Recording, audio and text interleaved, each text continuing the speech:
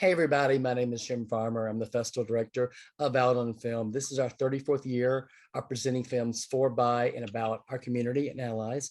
This is our first hybrid festival where we have actual films in the theater and films virtually as well. One of the special events that we are so excited about this year is a 30th anniversary screening of Madonna, Truth or Dare, a film that I probably saw 8 or 9 times when I was growing up, and I can't imagine not revisiting this film over and over. We have an extraordinary special guest today. We have Kevin Stea from the film today, and to moderate is literally the biggest Madonna fan I have ever met in my life, Bill Kaelin, who is sponsoring the screening. So I am going to disappear and let Kevin and Bill talk. Thanks so much. Hey, hi, Kevin. Hello, hello. Thanks for having me. I promise you, I'm not going to be that annoying Madonna fan. Like, Jim is right when he says I'm a huge fan, and that, you know, it's really, for me, it started with Truth or Dare, and it's such an honor to meet you. And you know, the film played such a huge part in my life, right? And I can't believe that we're talking about, you know, it's 30 years old, which not only makes me feel incredibly old myself, but you know, it was such an important film for me and for so many people. You know, as I'm sure you're well aware, I mean, for me, I was a, you know, small town kid living in Decatur, Illinois, had no exposure to the outside world and big city gay culture, or you know, a lot of those things. So for me, being 20 years old and seeing this film and Central Illinois, it exposed me. It exposed to me that there was a whole nother world outside of what I thought only existed for me, right? And you were a part of that. So I guess, you know, one of my first questions I want to ask you is, you know, beside it making us feel at least making me feel incredibly old, looking back on that now 30 years later, and are you aware of the importance of the film and, you know, and what it did to so many young gay men and women at that time, basically? Well, certainly now more than ever, but it wasn't until the release of the second documentary, Strike a Pose, that Juarez Vaughn and Esther Gould made, that we really got basically in contact with all these fans and people who our work had impacted. I really, for 30 years, really kind of dismissed a lot of compliments and comments that we received from people, or that I received from people, really because I thought, well, it's about her, it's not about me, it really has nothing to do with me, they're just fans of her. And it wasn't until really the premiere of Strike a Pose that it sat with us like, oh, I had to rethink 30 years of compliments that and let that sit with me and actually let that land, that, oh wow, they were actually complimenting us and referencing us in terms of our contribution to their lives and their coming out experiences, or their experiences in the LGBTQ community.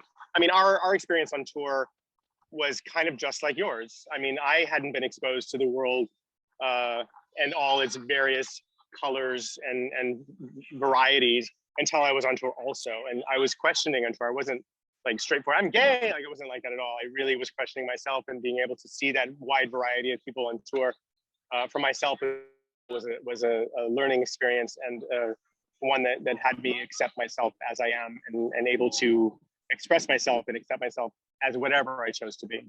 No pun intended, I'm sure. So that's interesting. You were not out. You were not 100% even yourself completely out of the closet yet when you went on tour with her. Is that correct? No, I had actually just broken up with my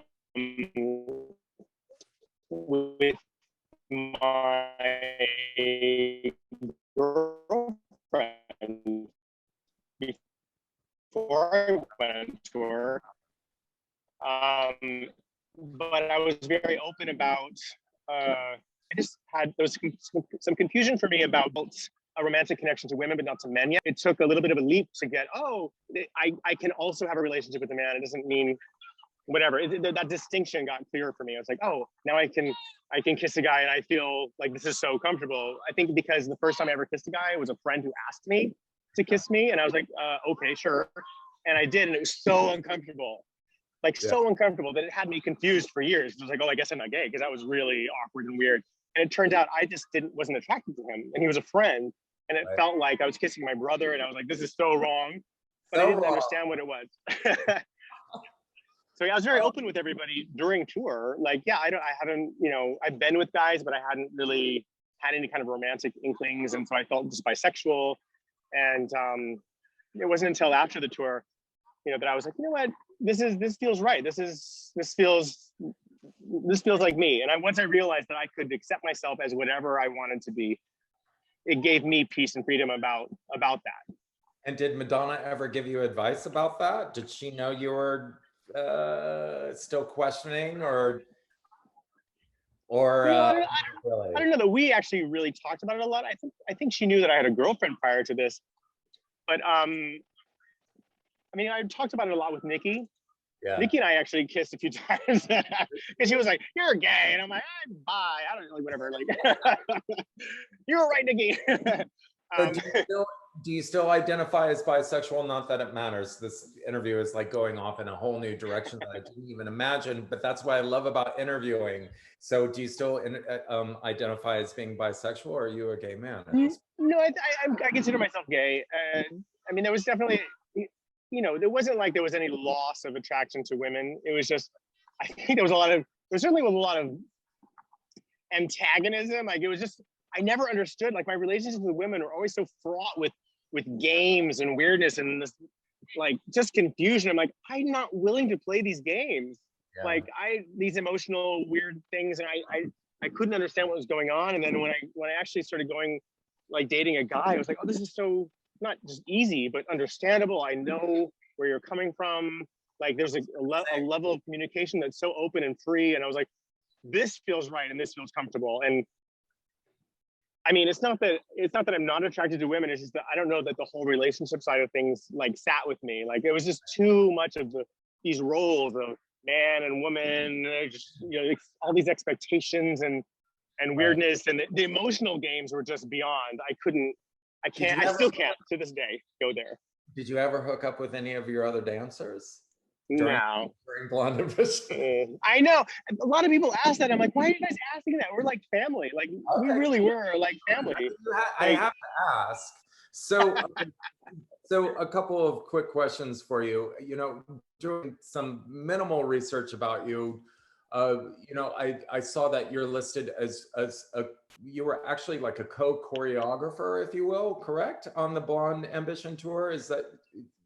I was associate choreographer, which means I assisted the main choreographer and gave him all of the steps. If he asked for something, I would like work with him and create things. I definitely can't say I'm the choreographer on it, but there are a lot of steps in the tour for sure that are my steps. But I always feel like it's the job of the choreographer to choose steps. It's not even about the steps themselves. It's about what steps are right and how you put them together. Absolutely. And the staging and what they mean. That's important. So I think I gave a lot of steps, but Vince Patterson definitely gave it all the meaning and gave it all the intention and placement. And I think that's really everything when you're creating a work of art. But I guess my question is there any number during Blonde Ambition that you watch? Bland Ambition. Bland Ambition.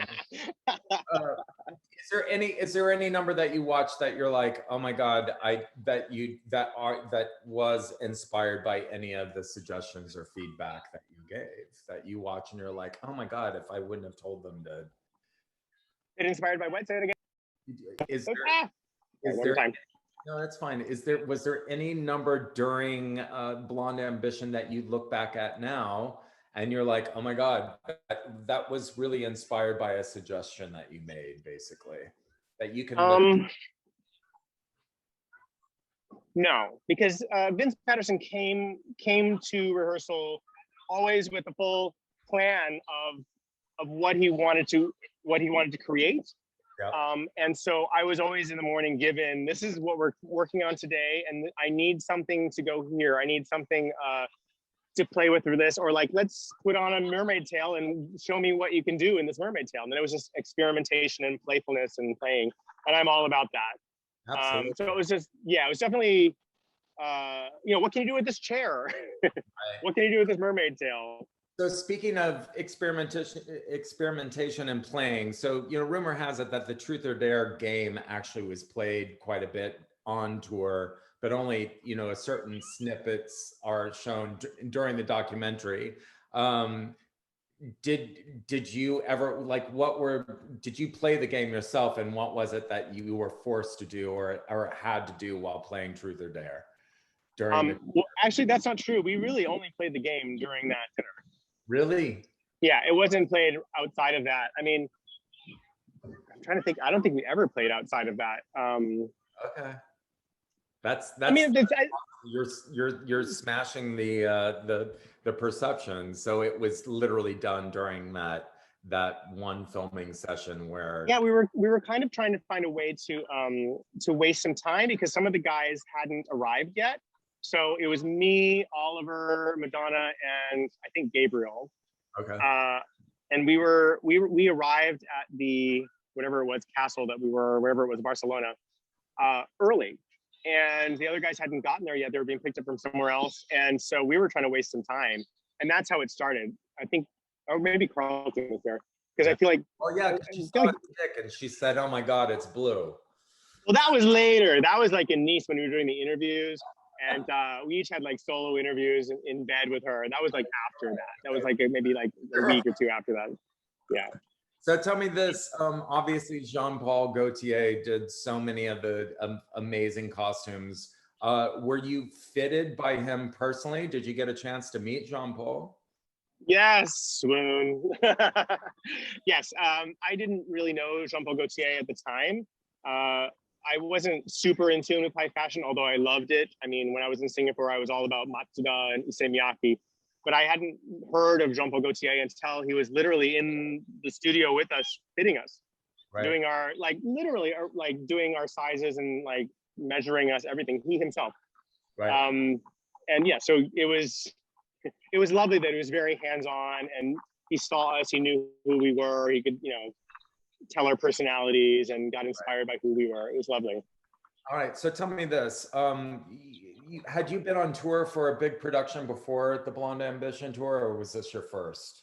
No, this is my very first tour. So of course I expected every tour to be like this, which not true. So I had a very high standard from that moment forward for all of my work. I'm sure. Yeah. You obviously auditioned. Did you meet her personally during the audition? Oh yeah, she was there at the audition, sitting on the floor. There was no, she didn't even have a chair. It was at Alley Cat Studios, which I think back then was it Alley Cat back then? I think it was called Alley Cat even then. Yeah, she just sat on the floor. She had her little like Nike cap on, her little Gaultier glasses, and like a little like workout outfit, sitting on the ground at the base of the mirror.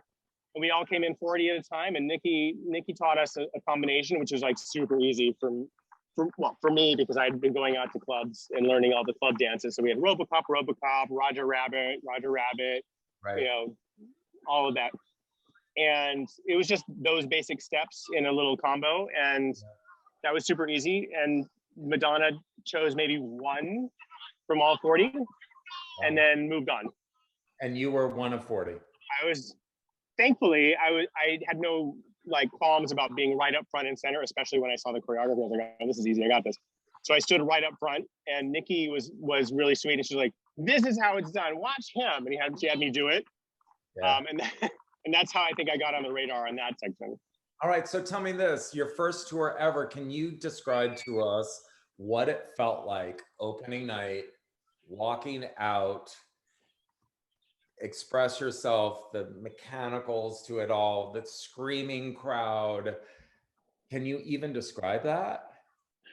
Well, it's not quite as you make it sound, because we went to Japan first, and of course in Japan everybody's very polite and very proper, so nobody's clapping, everybody's sitting in their seat. Like they had guards and things making sure that nobody stood up and clapped, and that everybody stayed seated and sitting down. So it wasn't like some gigantic scream fest. It was, oh, we're doing the show and they're watching. It was like doing doing musical theater or something, where everybody's very respectful and like paying attention and sitting. And it was snowing or raining, right? Like torrential. Yes, like maybe like two or 3 weeks into, I think it was Osaka or something. I don't know where it started raining, and it was freezing. Like it was almost snow. Like that rain was like, it was freezing cold. And that's when we wore our tour jackets and our like Vogue pants, and that was it. So when it was done wasn't properly, what did it feel like for you? Well, when we got to America and did Houston the first night, that was jaw dropping. When the lights went off, they screamed for like 10 minutes straight. And so loud though, so loud, screaming, that we couldn't start the show. Because even the people on the headsets, they couldn't hear each other to cue each other to start in time. And so we're standing there like just deafening sound. And then we're waiting for a cue, something, and we got nothing. And all of a sudden, we just looked over and the lights are going and the stage is rising. We're like, oh shit. Here we go. We gotta here we go. Like, and we couldn't hear the music at all. We just had to go off of where the stage was, in what position. I think by the time it's there that we get here and then it starts. So when we could only hear we barely heard the first beat of the music to start the punch from Express Yourself. And that was it. It blew my mind, because I had no idea really how popular she was until that moment, and even more so when we got to Europe and there were 100,000 people. That was a shock to me, because I had no idea how popular she was. So looking back, were there ever any songs that you loved to perform during the tour, and which songs were you like, oh my God, I cannot dance to this song one more time? Wait, say the question again. Were there any songs that went?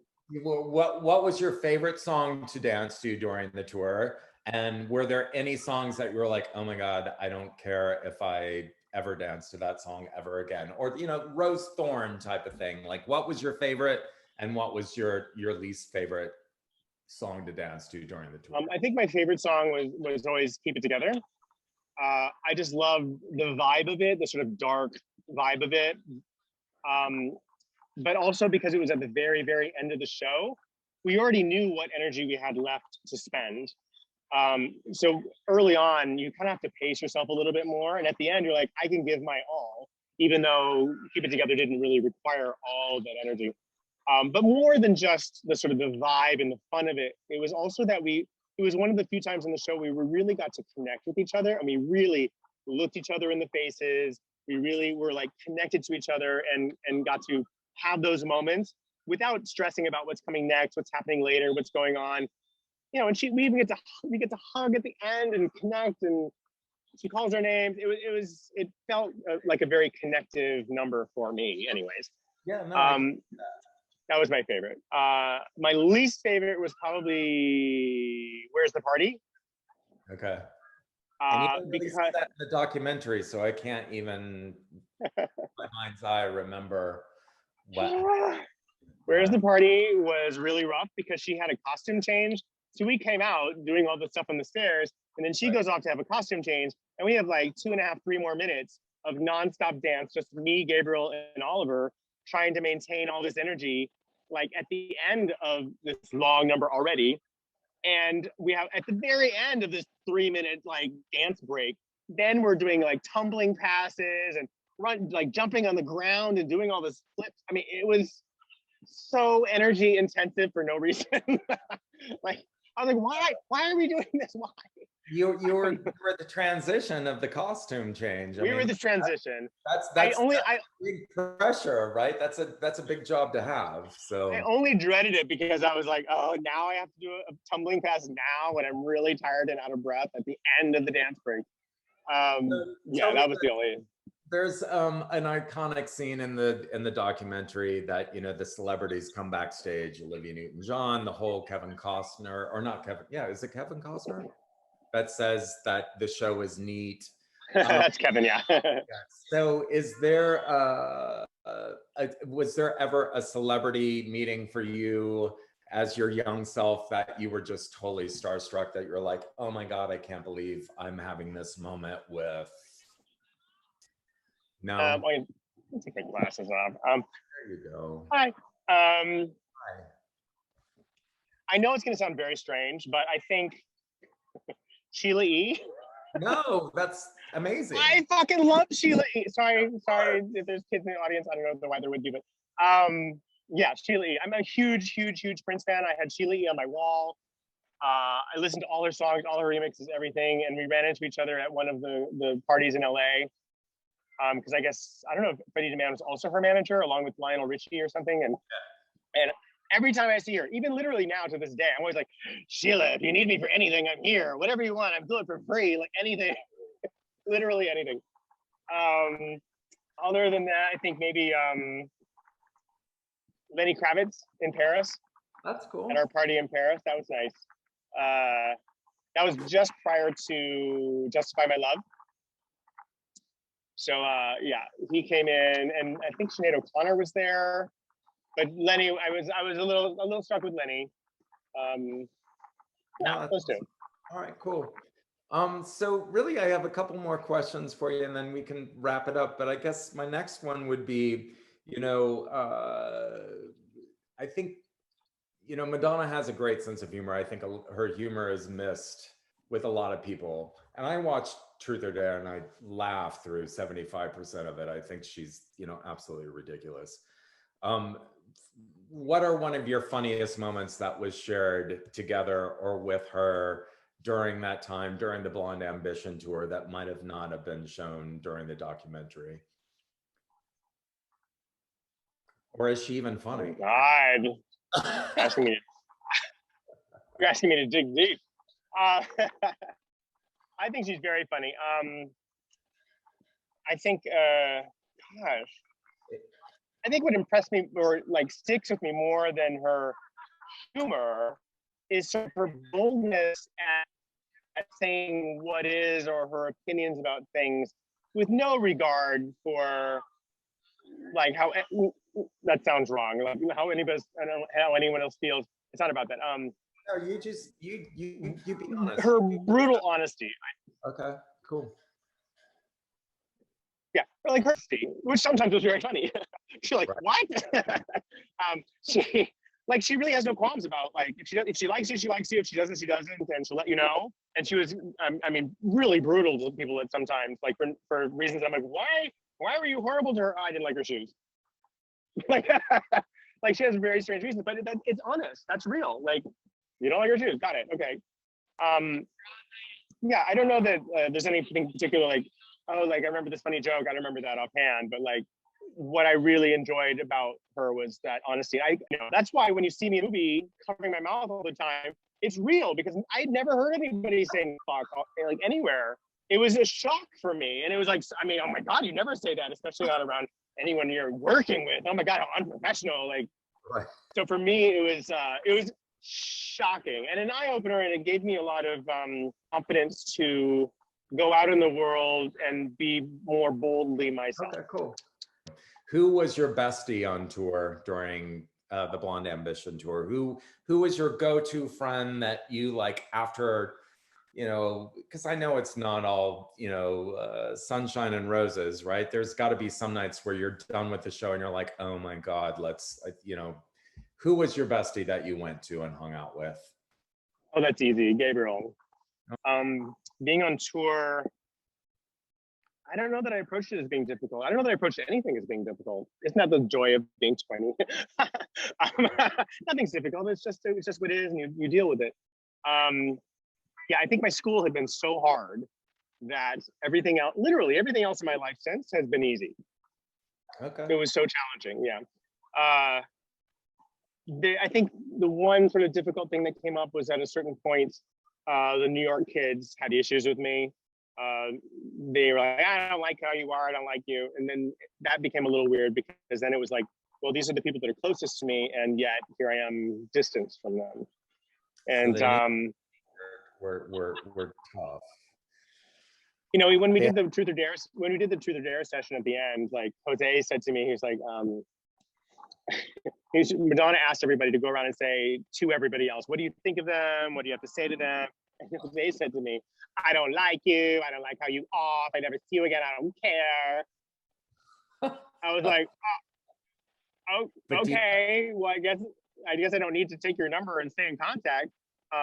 It was that made me very sad. I felt bad that that whatever animosity had been created between us, that it stayed like that. And it was nice that we got a chance to reconnect and sort of clear that up years and years later. I didn't realize that it was something that had been unresolved until that moment that we saw each other again. And is it still resolved? Do you guys communicate still or no? Yes, we had a weird little blowout in New York, like just randomly. It's a long story, but it was like, in the end, I was like, I have to catch my plane. I love you, and I wish you well. I'm gonna kiss you goodbye, and I love you, and I am always your brother. Like, and bye. And then we didn't talk for a couple, like 2 years or something. I just texted him recently, like, I just hope he knows that we're always brothers, and I love him forever and always will. And whatever happens between us, no matter how bizarre that moment is. That's also the weird thing about seeing each other after so long, is that, like, on some level, we instantly fall back into the pattern that we had when we were 20, because that's just naturally how we interact with each other. But then we have this extra 20 years of wisdom and experience, and we aren't really aware of what the others have gone through and what their experience, challenges, and you know, inspirations and revelations have been. So we kind of treat them in a way that's, I'll say for myself, I don't want to speak for anyone else. I know on some level, I think I may have treated others as though they were the same people they were back then. Right. And I know that doesn't give them the benefit of the doubt to evolve and be bigger people in my brain than what they were in the past. So right. I try to acknowledge that and observe that whenever that comes up, like, oh shit, I'm treating you like you're a 20-year-old, and you're not. You're 22 now. Share this iconic moment together, but that doesn't mean that the rest of your lives are, you know, other than that moment, you know, who knows how the future will play out for all of you. So my last couple of questions, you know, the movie makes it seem like Madonna was with you all the time, that you guys just hung out in her bed naked and kikied. And I mean, how much did you really interact with her? Was it a lot? Was she really involved in your lives? Did she hang out with you, party with you, et cetera, et cetera? A lot. Really? Like, I mean, yeah, like even in rehearsals, of course, I didn't know how popular she was. So even in rehearsals, I was inviting her to my show at USC. Let's go to Magic Mountain. Like, you know, and she was like, oh, I can't, I'm busy. And I'm like, put on a wig. You're like, who cares? Right. Like, nobody knows you. But she was with us a lot, and she really did treat us like her family. You know, even to the point when she was in first class on our way to Japan. You see in the movie, right? She's in first class, and we're all in economy. And she kept coming back to us to hang out with us because she was bored in first class and just wanted to be with us. And that's very, very indicative of how the whole thing was. Like, she would invite us shopping, and we'd go hang out and go have dinners constantly, and then parties. You know, we went into like Warren's birthday. Like, it was just a couple of us dancers and like Sandra Bernhard and her and Warren. And it's like, you could tell Warren was like, why are these people here? Who are these kids and why are they here? And I don't know anybody. He was really upset about it. But you could tell that she just wanted her people with her. Well, I'm glad it wasn't just so yeah, her birthday parties and our birthday parties. Yeah, she was always there. Because I don't know if it happens so much like that anymore. So that's incredible that you had that experience. So the final question I have for you, is, Madonna has mentioned many times before, she, watching this movie, she can't watch it anymore. She's embarrassed to a certain degree. It's like watching her, herself 30 years ago. If somebody was following me around with a camera for, 30 years ago, I don't think I would want to see necessarily, some of the things that I was doing 30 years ago. Is there any advice that you would give, if you know what you know now, what would you tell that 20-year-old dancer that went on tour with Madonna today about that? I would tell myself that every door in the world is open to you. So look closely at what you want from your life and what you would like to create and accomplish. Because right now is the time. I didn't take it as an opportunity. I just took it as, it's a job and I'm being professional. And I didn't think in terms of long-term, like, oh, in 10 years, I want to do this or that. I was very happy being in the present. I would tell myself to make every connection I could, every contact I could, and to make it known what I wanted out of my life and what I wanted to do for the future, because all of that was there and all I had to do was say it and it would happen. And I wasn't verbal about myself, who I am, what I was, what I want, how I feel. She called it out on me. She called me emotionally unavailable in that dinner. You emotionally unavailable. She called me unemotionally unavailable. And I was like, oh, I thought I was just being professional. You're busy being shocked. But I was busy being shy and shocked, and it took her saying that for me to go, oh, I need to share myself more. I need to tell people who I am, or they won't know. I just thought people would get it or understand or see it. And it's like, that's not always the case. And I learned a lot from that. Do you talk to her at all anymore? When's the last time you've spoken to her? I talked to her in 2001, so it's been a long time, but our lawsuit happened in like 93, 94. And I thought, of course, I'd never see her again to talk to her. And then I saw her in, was it 2001 or 99 or something? I was at dinner with Jamie King and David LaChapelle and Sharon, Mama Makeup, and a couple other people that all knew her separately from different walks of life, completely separately. And she was having dinner with Nas behind me. And she walks up and like, oh my God, everybody, huh? And she's like, we're all hugging and holding hands and talking and chatting and like literally, 5-10 minutes and just talking away. I'm just holding her and hugging her. And then she walks away and she's like, bye, Michael. And I was like, oh no, she thought I was Michael Gregory from The Girly Show. And I was like, no, it's Kevin. And I know she did a double take. And I was like, you know what? It's fine that she thought I was Michael Gregory, because it gave me space to show that I have zero ill will. I was so happy to see her, and always will be. I love her so dearly. Like, and I'm so grateful more than anything for everything she did. That was going to be my final question. I purposely didn't even bring up the lawsuit because I didn't even want to make it about that. And I questioned whether to ask you about it, but I'm glad you brought it up. So at the end of the day, the final question that I have, although there was obviously something that went down, you're thankful, correct? Are you? Absolutely. If I was her, what would you tell her right now? Thank you for the experience, the opportunity, the laughter, the joy. Thank you for how you treated us and the world that you gave to us. And that I am forever grateful for that. And I hope you know how much I love you and appreciate you. And I didn't have the words and skills to communicate that when I was younger, but I do now.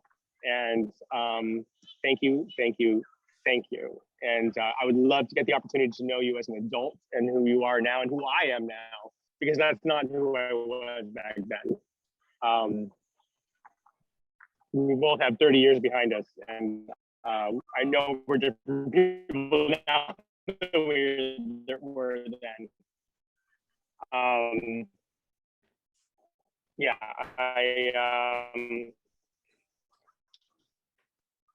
thank you for the life you've given me. Like, literally, my life would not be what it is. I've done, including the lawsuit, came from my rights, stand up for my community, to be a strong voice for myself and what's right. Yeah, if I'm not a voice for myself, I'm nothing. Express yourself. That all comes from her. Express yourself, honey. That's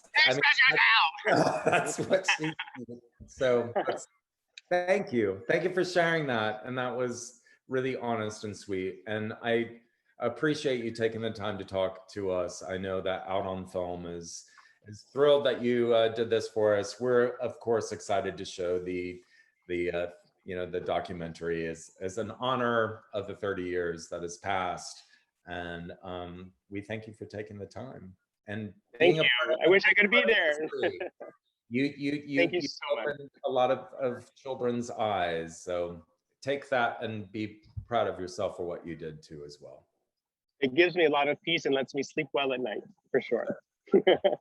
Thank you. We appreciate you, Kevin. Thank you. Appreciate you.